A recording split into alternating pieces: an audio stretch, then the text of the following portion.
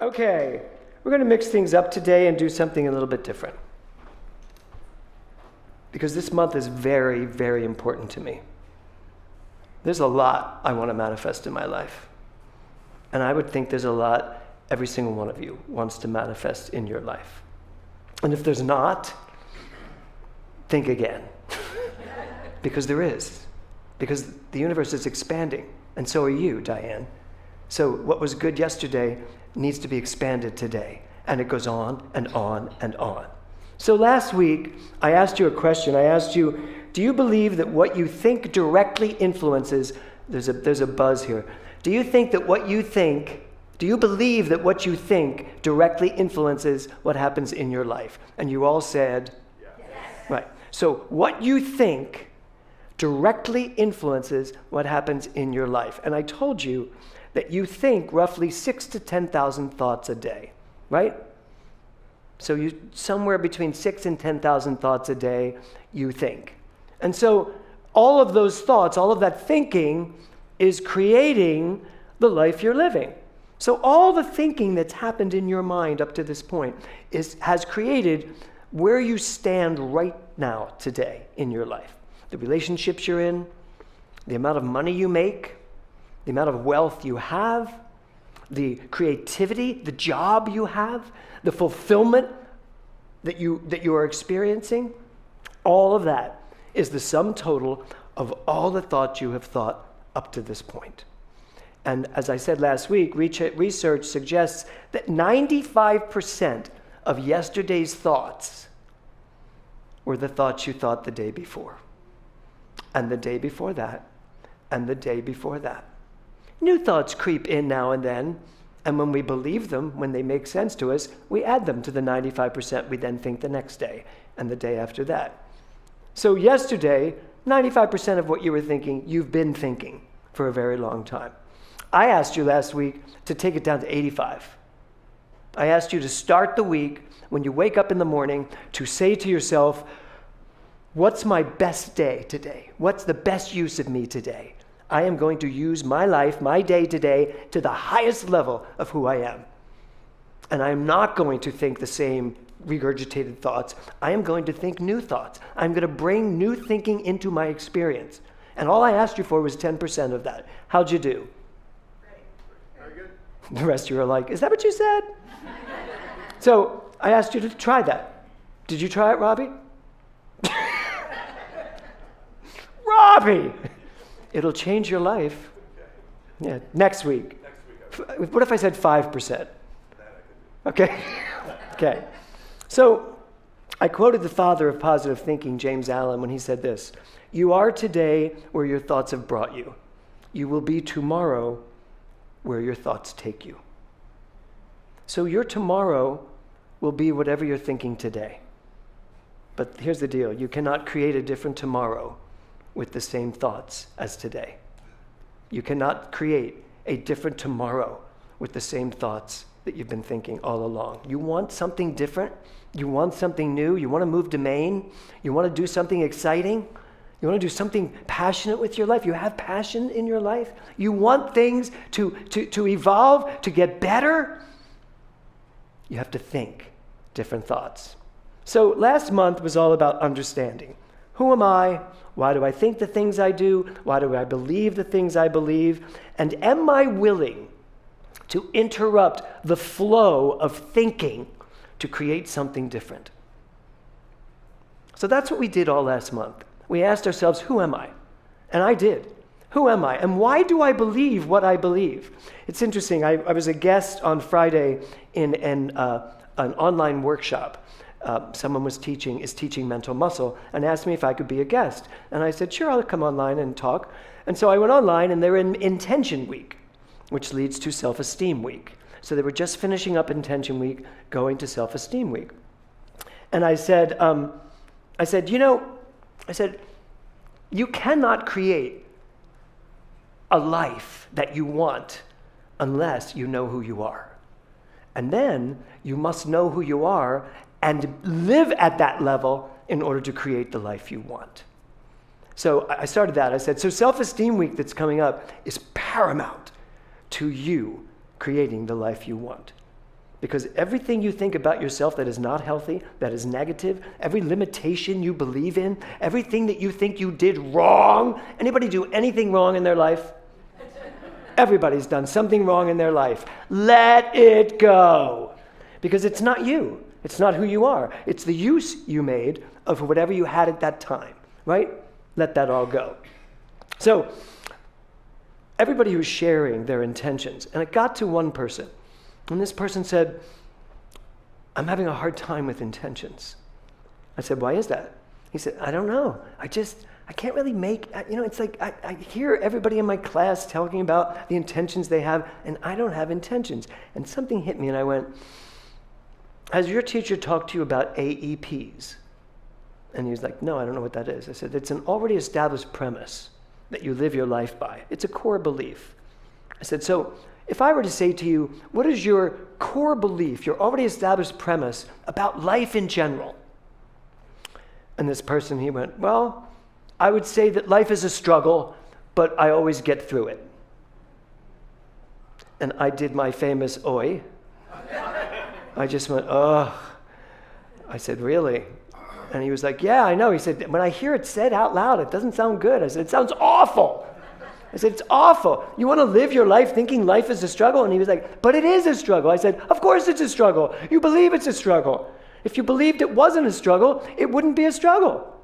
He said, no, it can't be that simple. I went, and what if it was? What if it really was that simple? And then I talked to him about my already established premise of life is unfolding perfectly. And I gave him a bunch of reasons why I could totally prove that that was wrong. And I refused to prove it was wrong. And therefore, my life continues to unfold perfectly. And so we talked further, and I said, that's why you can't make intentions. You can't make intentions from the world as a struggle. Why would I want to make an intention? It's going to be a struggle. And he was like, oh my God. It was like one of those, oh, I could have had a V8. So, when we talked more, and he talked about, and we talked about, and I gave some ideas on what would happen. But I gave how it would help him. But I gave us all ideas during the month of understanding. I said to pay attention. You want to know who you are? Pay attention to your reactions. Did you do that? Did you pay conscious attention to why you react the way you react? And I don't mean just the big reactions on the freeway, right? I mean reactions like feelings that you had, thoughts that you had. I reacted this way to something this person said. Why? Why did I react that way? I asked you to pay attention to your body. What does your body feel like? Your body is always talking to you. Your body is always telling you when something is wrong. I was about to go somewhere the other day, and I was getting dressed in my dressing room, and I got the chills. And I was like, that's so weird. Why am I getting the chills? Am I getting sick? No, I don't get sick. No. What are the chills about? And I just was like, and then I thought about where I was going, and I was like, I don't really want to go there. Why am I going there? I could do this instead and almost accomplish the same thing. And so I chose not to go there, and the chills went away. And I got finished getting dressed and went somewhere else. Listen to your body. Your body sometimes tells you things that you're not willing to admit in your own mind. So the body's very important. And the third one was your feelings. So if you did that work and you didn't just default to the same old, now you're ready for this month's work of manifesting. Manifesting a life that you will be even more excited to wake up and jump into. In fact, the title of my talk today is Manifestival. Yes, I made that word up. And yet, when I looked it up on Google, just to make sure I wasn't stepping on anybody's toes, there's a company called Manifestival that you can hire to come to your place and help you manifest. But that's not what I meant. What I meant was an entire month of manifestation. How about that? Would you like that? Yeah. An entire month of manifesting better health, manifesting more prosperity. Who wants that? Who wants more money? More money in their life so that they are free from any financial concerns whatsoever. So most of us just have a limitation on that. It's like, yeah, I'd like some more money.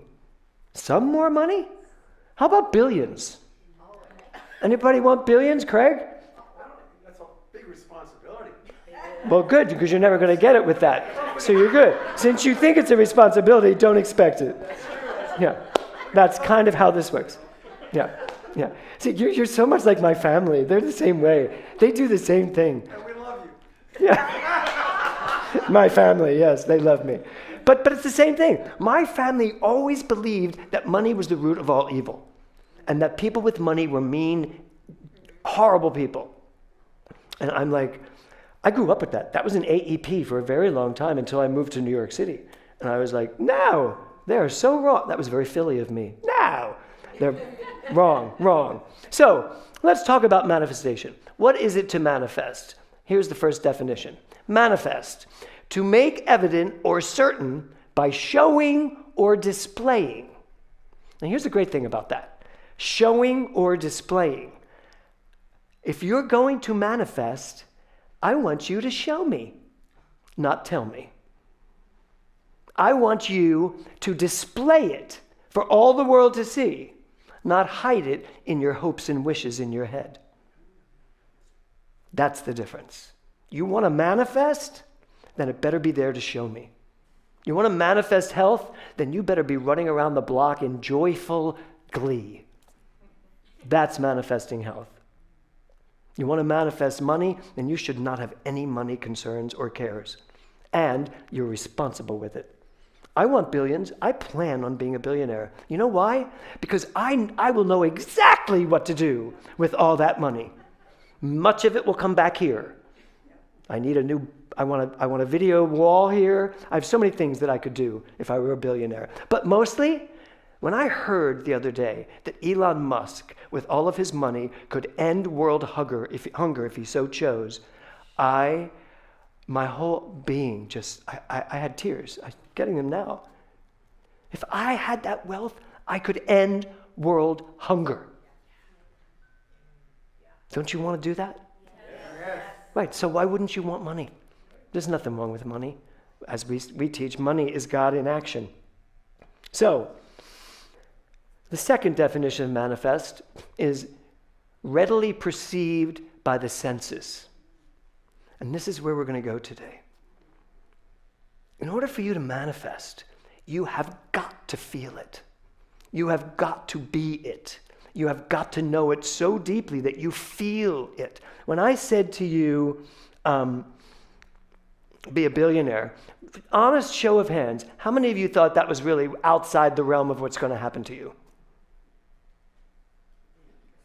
Yeah, most people, to be honest. Do you think you're going to be a billionaire, Pete? Yes, absolutely. Yes? Great. I'm looking forward to that contribution.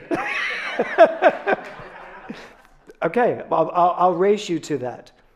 So most people, however, when they hear that, and this is what's important, for you to hear how these things land. Because if you're sitting here and thinking that's not for me, or even, that would be a lot of responsibility, that's the reaction you need to pay attention to. That could also be a positive reaction. That's a lot of responsibility, and I'm up to it. Could be the next sentence, right? So Maya Angelou said this: ask for what you want and be prepared to get it. I think the second part's a problem for some people. We're asking a lot, but are you prepared to get it? So go back to that energy. It's all about feeling. It's the vibration of all of this. That's what manifestation is all about. What do you feel like? And it's the mind-heart connection, the coherence between the brain and the heart. The advanced consciousness class right now is stepping into the last few weeks of their class, and what we're dealing with and what we're looking at is the understanding of the heart brain, that the heart has brain waves, and sometimes they're more powerful than the mind's brain waves and the brain's waves. And there needs to be a coherence between the two. But you know what? We mostly exist up here in our brains. And we're mostly figuring things out in our brains. And yet, quantum physics and quantum metaphysics and quantum science is coming along and saying, you know what? And neuroscience is coming along and saying, you know what? You need to drop into your heart because your heart knows. Your heart is the gateway to this infinite field of quantum wisdom and quantum understanding. And so that's why Joe Dispenza is such a profound movement in this world right now, because all he's doing is getting people to their heart with these meditations.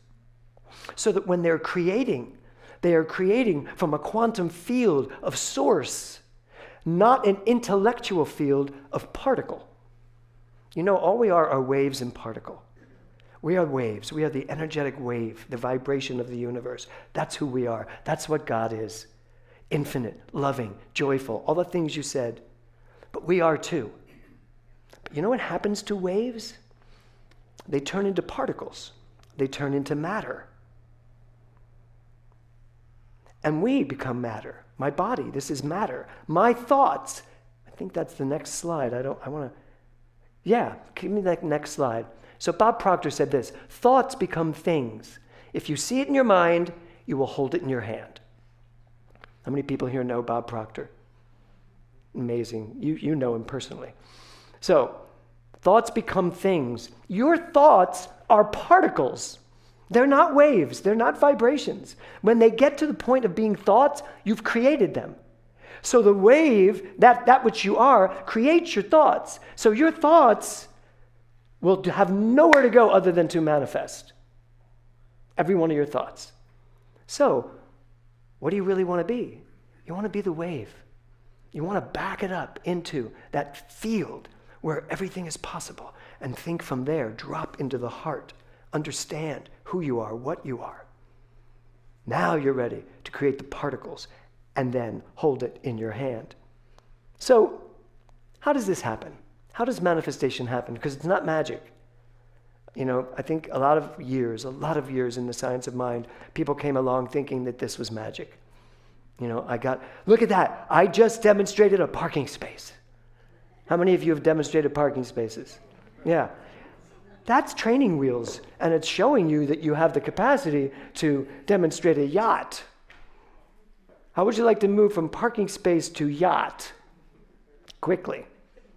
No one wants a yacht here? Am I the only one that wants a yacht? Wait, if you have a yacht, obviously it's being run by someone else. I didn't say I wanted to run a yacht. How many people would like a yacht that has a captain, an entire crew, a chef, somebody that does physical work for you? You have a massage therapist on there too, so every day you get massages. Who would like that? That's what I'm talking about. See how we think too small? Oh, if I have a yacht, I'll have to run it. That'll be awful. No. Right? So, it's not magic. Energy creates form. Everybody say that. Energy creates form. You are energy. That's all you are. Unless you're in your brain. If you're in your brain, you're already particle. You're already form. You're already thoughts and things all happening. So you got to get by that. You have to bypass the brain and drop into the heart chakra and drop into that place where there's pure potentiality and think from there. So energy is always manifesting. You are always manifesting. So if thoughts are things, then what you do with those thoughts creates the things of your life. Everybody get that? If thoughts are things, then what you do with your thoughts creates the things that show up in your life. So just take a look at your life right now. What have you created thus far? And I know for many of you it's good. It's really good. I was sitting in my backyard last night looking at my home, looking at my gorgeous, overpriced home.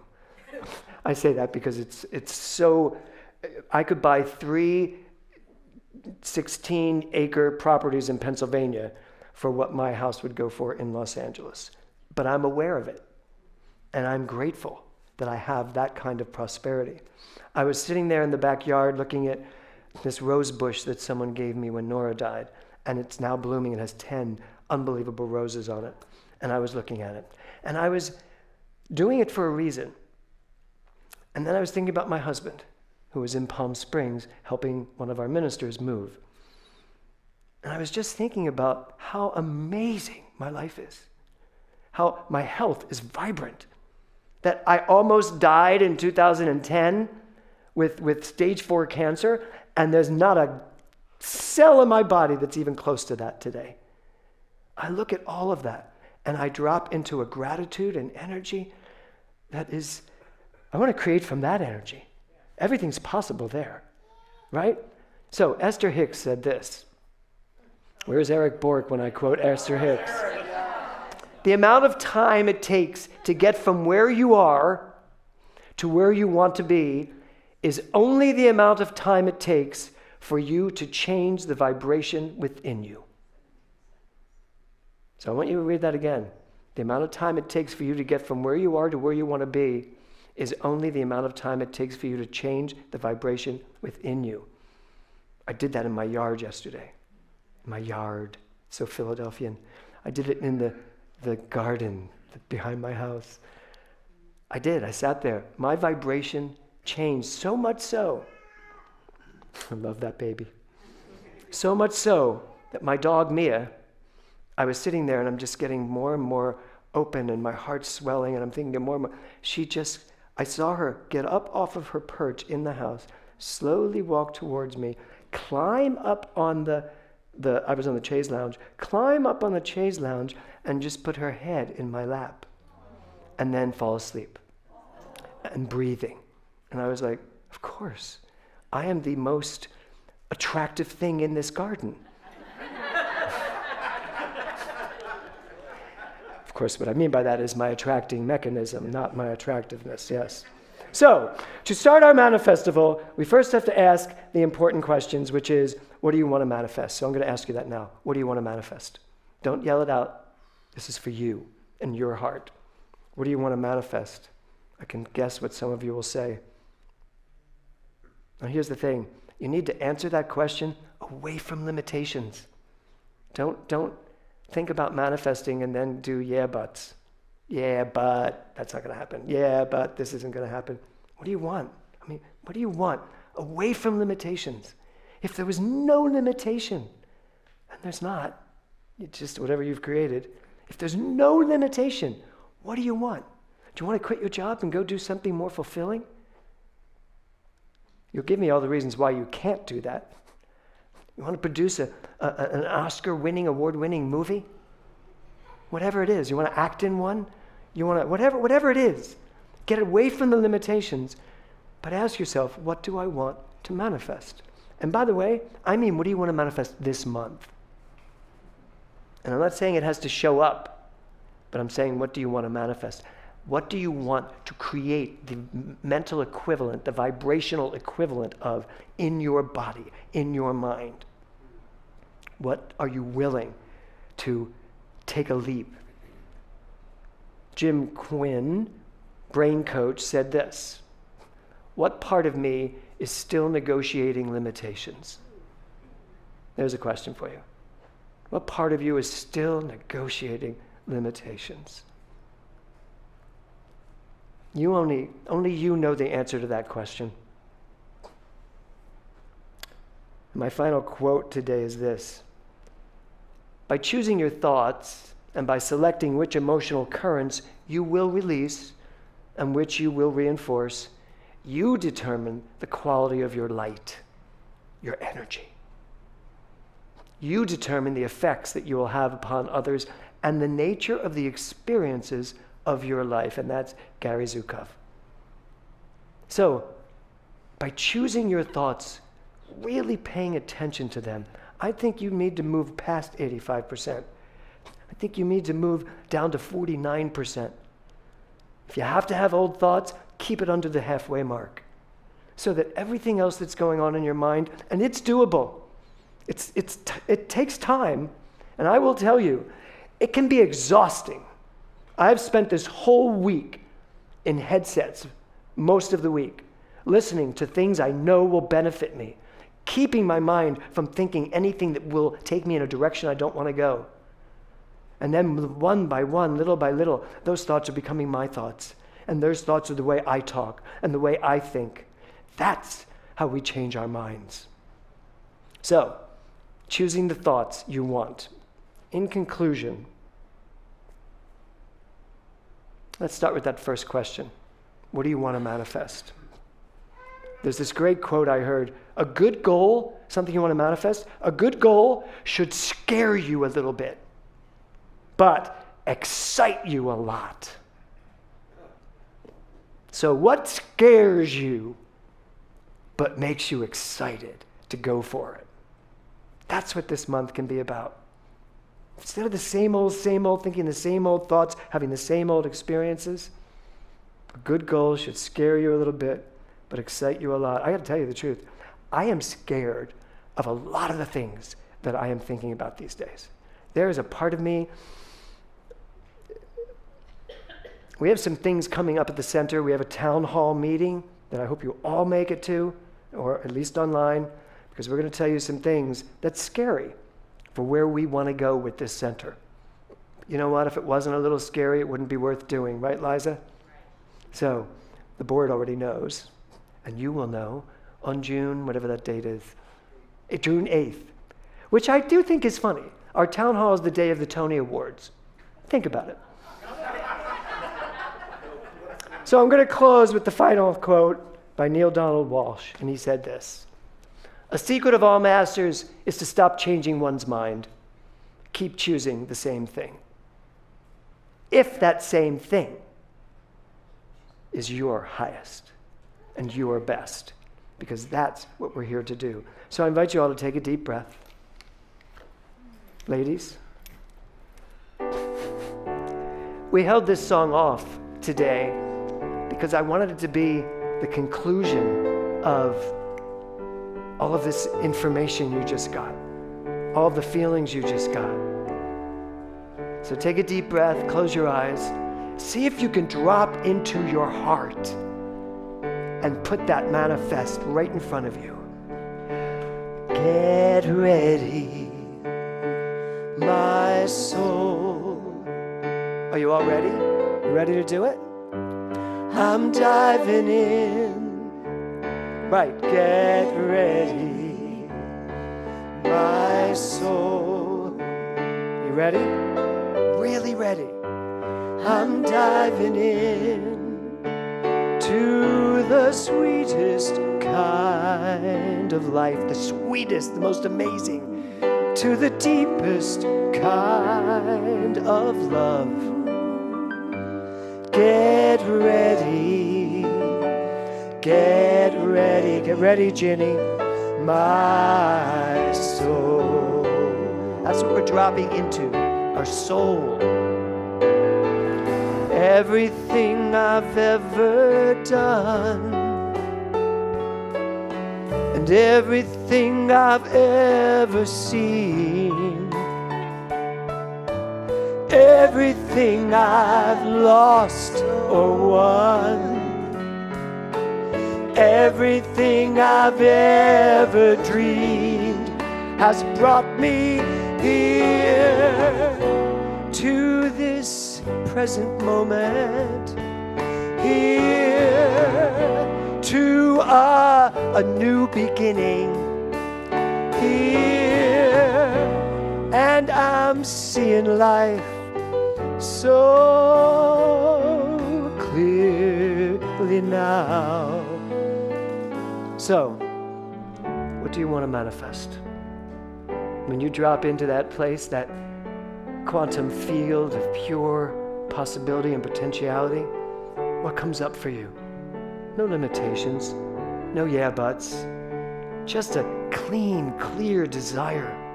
A desire to be, a desire to receive, a desire to give, to express, a desire to know who you are at such a deep level that everything is possible. Absolutely everything. So what is it? What are you ready to receive? Because as soon as you're ready, there it goes. 'cause here I go. Deeper, deeper, deeper than I've ever been. Sing this with us. Here I go. Deeper, deeper, deeper than I've ever been before. Come on. Here I go. Closer, closer, closer to my sacred source. Here I go. Deeper, deeper, deeper than I've ever been before. Get ready. Are you ready?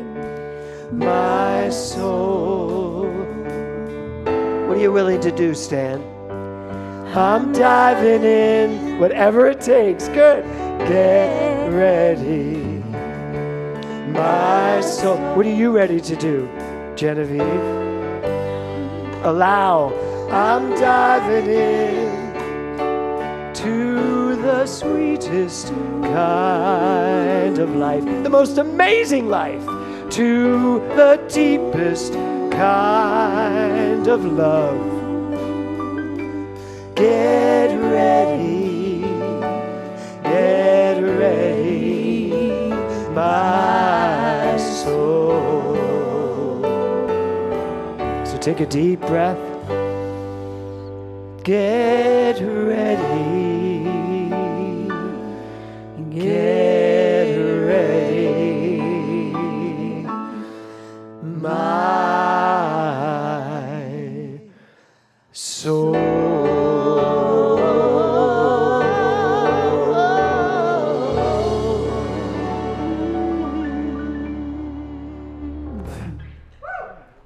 Namaste.